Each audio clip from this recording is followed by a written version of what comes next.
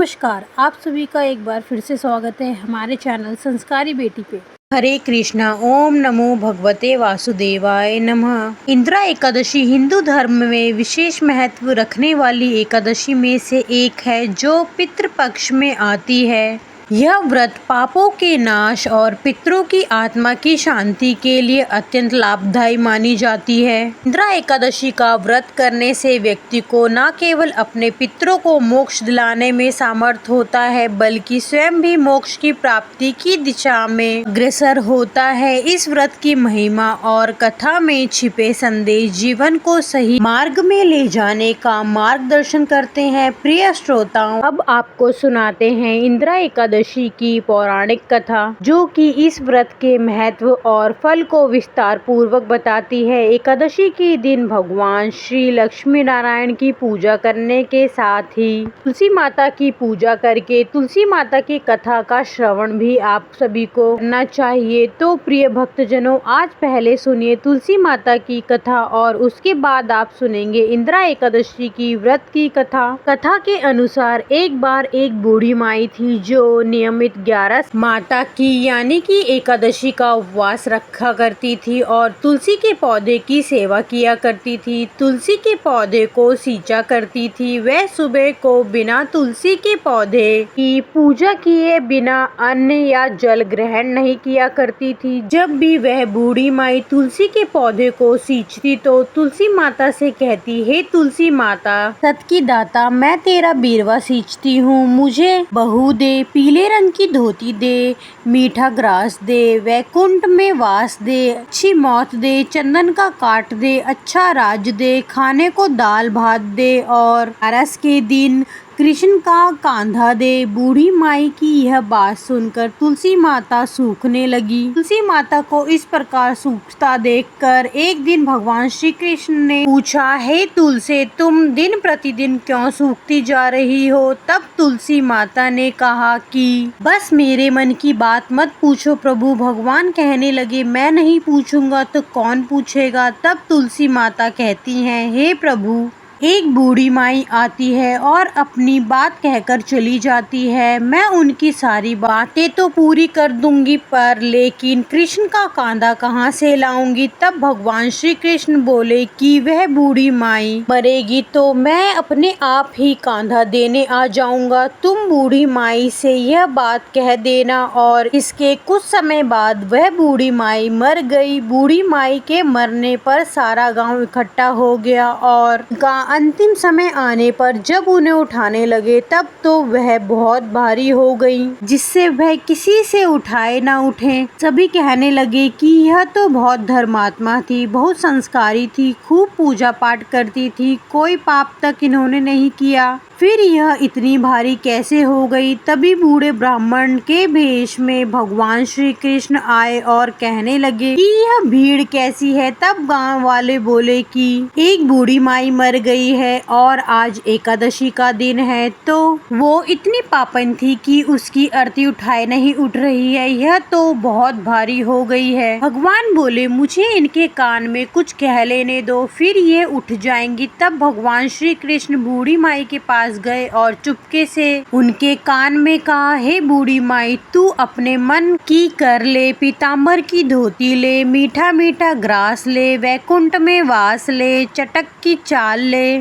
चंदन का काट ले, झालर की झनकार ले, दाल भात को जीम और श्री कृष्ण का कांधा ले। भगवान की सारी बात सुनकर बूढ़ी माई तो हल्की हो गई और तब भगवान श्री कृष्ण उन्हें अपने कांधे पर लेकर गए। इस प्रकार बूढ़ी माई को मुक्ति मिल गई और वह वैकुंठ लोक में चली गई। हे तुलसी माते, जैसे आपने उन बूढ़ी माई को मुक्ति दी, ऐसे ही सभी को मुक्ति देना। जैसे भगवान श्री कृष्ण ने उन्हें कांधा दिया, वैसे ही हमको भी देना। प्रेम से बोलिए श्री कृष्ण भगवान की जय, माता तुलसी की जय। अब सुनिए इंदिरा एकादशी की व्रत कथा। पौराणिक कथाओं के अनुसार एक बात भगवान श्री कृष्ण की भक्ति से भाव विवल होकर धर्मराज युधिष्ठिर ने कहा, हे प्रभु, अब आप कृपा करके अश्विन माह के कृष्ण पक्ष की एकादशी की कथा को कहिए। इस एकादशी का क्या नाम है और इसका व्रत करने से कौन सा फल मिलता है, कृपा करके आप इसका विषय में विस्तार पूर्वक बताइए। तब भगवान मधुसूदन ने कहा, हे धर्मराज, अश्विन माह के कृष्ण पक्ष की एकादशी का नाम इंदिरा एकादशी है। इस एकादशी का व्रत करने से सभी पाप नष्ट हो जाते हैं, नरक में गए हुए पितरों का उद्धार होता है। युधिष्ठिर, इस एकादशी की कथा के श्रवण मात्र से ही मनुष्य को अनंत फल की प्राप्ति होती है। मैं यह कथा सुनाता हूँ, अब तुम भी ध्यान पूर्वक श्रवण करो। सतयुग में महेशमती नाम की नगरी में इंद्रसेन नाम का एक प्रतापी राजा राज्य करता था। वह पुत्र पौत्र धन धान आदि से परिपूर्ण था। उसके शत्रु सदैव उससे भयभीत रहा करते थे।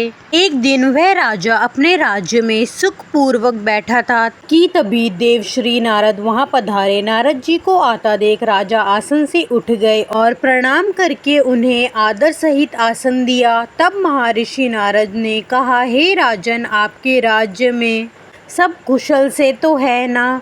मैं आपकी धर्म परायणता देखकर अत्यंत प्रसन्न हूँ। राजा ने कहा, हे देवश्री, आपकी कृपा से मेरे राज्य में सब कुशल पूर्वक है और आपकी कृपा से मेरे सभी यज्ञ कर्म आदि सफल हो गए हैं। हे महर्षि, अब आप कृपा करके यह बताइए कि आपका यहाँ आगमन किस उद्देश्य से हुआ है। बताइए, मैं आपकी क्या सेवा करूँ। तब महर्षि नारद जी ने कहा, हे त्रिपोतम, मुझे एक महान विस्मय हो रहा है कि एक बार जब मैं ब्रह्मलोक से यमलोक गया था, तब मैंने यमराज की सभा में तुम्हारे पिता को बैठा भी देखा।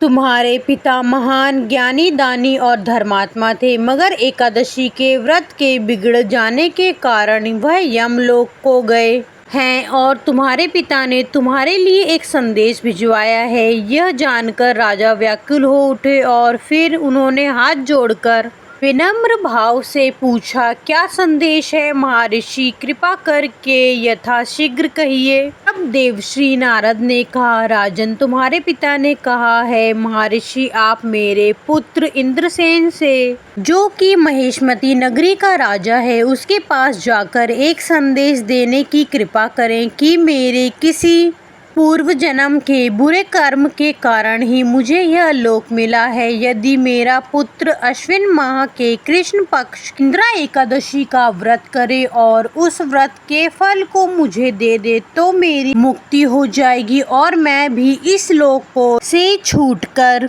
स्वर्ग लोक में वास कर सकूंगा। इंद्रसेन को अपने पिता के यमलोक में पड़े होने की बात सुनकर महा दुख हुआ और उन्होंने नारद जी से कहा कि हे देवश्री, यह तो बड़े दुख का समाचार है कि मेरे पिता यमलोक में पड़े हैं और मैं उनकी मुक्ति का उपाय अवश्य करूंगा। आप मुझे इंदिरा एकादशी के व्रत का विधान बताने की कृपा करें। तब देवश्री नारद जी ने कहा, हे राजन, अश्विन माह के कृष्ण पक्ष की दशमी तिथि के दिन प्रातःकाल श्रद्धा पूर्वक स्नान करना चाहिए। इसके बाद दोपहर को भी स्नान करना चाहिए। उस समय जल से निकलकर श्रद्धा पूर्वक पितरों का श्राद्ध करें और उस दिन केवल एक समय भोजन करें और रात्रि को पृथ्वी पर शयन करें। इसके दूसरे दिन अर्थात एकादशी के दिन नित्य कर्मों से निवृत्त होकर स्नान आदि के उपरांत भक्ति पूर्वक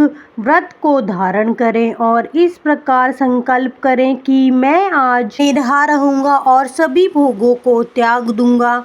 इसके उपरांत अगले दिन भोजन ग्रहण करूंगा। हे प्रभु, हे श्री लक्ष्मी नारायण, आप मेरी रक्षा करने वाले हैं। आप मेरे इस उपवास को संपूर्ण कराइए। इस प्रकार आचरण करके दोपहर को ही श्री शालिग्राम जी की प्रतिमा को स्थापित करें और ब्राह्मण को बुलाकर भोजन कराएं और उन्हें यथासंभव दक्षिणा दें। भोजन का कुछ हिस्सा गाय को अवश्य दें और भगवान विष्णु का धूप दीप नैवेद्य आदि से पूजन करें और रात्रि को जागरण करें। इसके बाद द्वादशी के दिन मौन रहकर बंधु बांधवों के सहित भोजन करें। राजन, यह इंदिरा एकादशी के व्रत की विधि है। यदि तुम आलस त्याग कर इस एकादशी के व्रत को करोगे तो तुम्हारे पिता अवश्य ही स्वर्ग के अधिकारी बन जाएंगे। नारद भरत जी ने राजा को यह सब विधान समझाकर अलोक्य हो गए। राजा ने इंदिरा एकादशी के आने पर उसका विधान पूर्वक व्रत किया। बंधु बाधक सहित इस व्रत को करने से आकाश से पुष्पों की वर्षा हुई और राजा के पिता यमलोक से रथ पर चढ़कर स्वर्ग को चले गए। इस एकादशी के प्रभाव से राजा इंद्रसेन भी